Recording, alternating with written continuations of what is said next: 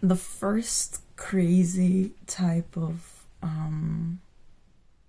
myth, or I don't know, prophecy that I spoke out for myself was this feeling. No, I was gonna say it was the feeling that when I would turn 28 or something, that I would either get a child, or be filthy rich, or I would die. And throughout my life, after I moved to Copenhagen, I kind of gotten the information about, hey, the Saturn return exists. And a beautiful person, Sarah, she explained me her story. And I was like, what? That was like truly an inner death, ego death, people might say. And it like really rebirth. Anyway, so I was, what is it? 25, 26 at that time. So that gave me an idea of that, okay, I can actually somehow prepare for that. But that wasn't the first real weird myth that I told myself. Actually, the first one was about wanting or kind of creating meaning, that I had very odd parents. I don't know if you ever watched this TV show of, I think his name is Timmy or something. This is little dude, and then he is only child and his parents are just never there, and either he has a sister or a nanny, and this kid, he has spirit guides basically. Wanda, she's purple fairy, and the green one, I think his name is Todd or something, Cosmo. And I remember very vividly, I think from the age of starting at, I don't know, I watched TV very early as a child. So Timmy would then ask for his fairy parents, and then they would just give him all the things, and then they would have these adventures. And it wasn't the kind of narrative as with genies in a bottle, that you have to be really careful what you wish for, right? But I think the differentiation between this dude and people that have 3 wishes from the genie in the bottle is that this dude kind of, I don't know, it felt like it just came from a more pure place, but I might completely be not remembering this. Anyhow, I've always wished for fairy tale parents. And to be very honest, now in retrospect, I believe I have them, for fucking sure. So after that, when I started to speak out these type of meanings to my life, I feel like more and more they've actually became the truth. They became my experience. And I think I couldn't tell you what's the difference between manifesting and this meaning creation, how I did it, because somehow it felt like I didn't like dream it up, as in I didn't create this manifestation, as in I see people have these amazing Ferraris and I want to have one too. No, it was just something like, oh, I feel this. There's this inner feeling, inner knowing I have. I don't necessarily hear it, I think, or see it necessarily, but it's just a kind of, oh yeah, I know that I'm gonna meet the love of my life. And then somehow I maybe know a timing, or I know that I will work here for 1.5 years more.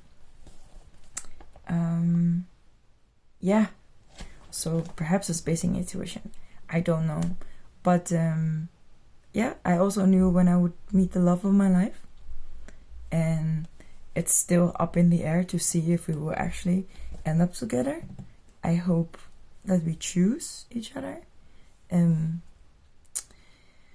yeah, so I guess somehow the essence of what I'm trying to say in this first video is about take whatever the information is that resonates.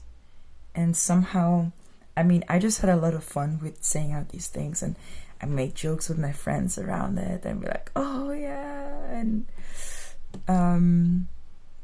so I kind of included in it as well. Obviously they probably thought I was a little bit crazy, and you know, people are always saying things like, oh, don't have such high expectations because then you'll be disappointed.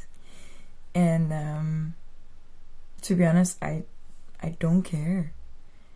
I think it's a waste to not dream big, or to romanticize your life in that way, or to just have a little fun with it. Because to be very honest, what if you don't reach that timing, or what if you don't reach that thing, or whatever it is that you said?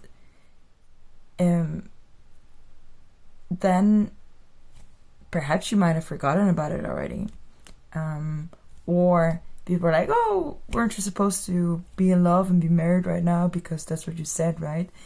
Or where's your child, or where's your filthy rich fortune? I haven't reached that age yet. Yeah, so that can still be said, that can still be done.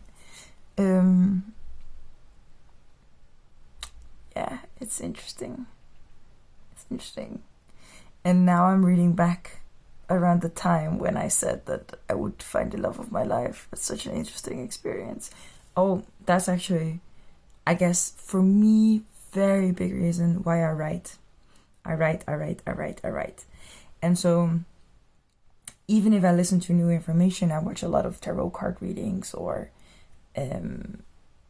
channeled messages. Now I'm very into the Connected Conduit. I think she's really awesome. And before that, I had the White Feather Tarot or Gem Goddess. I think they're all really great. And somehow, you know, the people whose information resonate with you, or whose channel you find, in this case, you know, with YouTube, there's something there that you share, like the person sharing and you receiving. So therefore, I kind of jumped from channel to channel, and sometimes I feel like, oh, there's periods where you would connect with other people. And so somehow that's how this sharing journey is starting. That I feel I'm talking about my experience of curiosity, or empowerment, or love, or joy, or speaking to my younger self, of giving permission and telling that it's all right, and that it's, that there's a way, and that, to be honest, I knew best not to take the advice of other people. So information is ballast. It's like pouring things into your backpack, and like just carrying more and more weight if you cannot apply it. If it's not meant for you at that point in time, or it's just distraction, it's just density and pulling down. So I guess, you know, my intention is to never get these videos super long, but kind to channel, I guess, a little bit. And then personally, what happens with me is that, because words are kind of my art, I would say, is that if I would be reading a word or hearing some sentence, something in it might ignite something in me, and then I go in this whole tangent.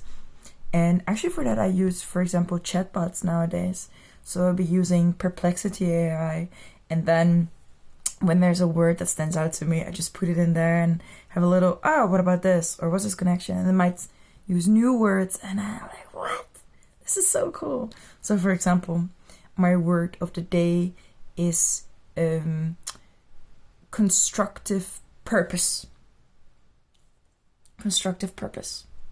Because my latest exploration is about actually recognizing that the perfectionism that I felt I've overcome is still present in my life. It's just channeled and directed in a way where it's benefiting me right now. and is very supportive in my day-to-day work. So yeah, constructive purpose. Constructive purpose, information that resonates, having fun with stories and the narrative you create, because you can create meaning. You can create your own meaning. You can find meaning, and be on that journey of finding meaning. You can also create meaning. And to be very honest, whichever one of those comes first, I think is completely irrelevant. So I think it's just a choice. And with that, my first video. Bye bye.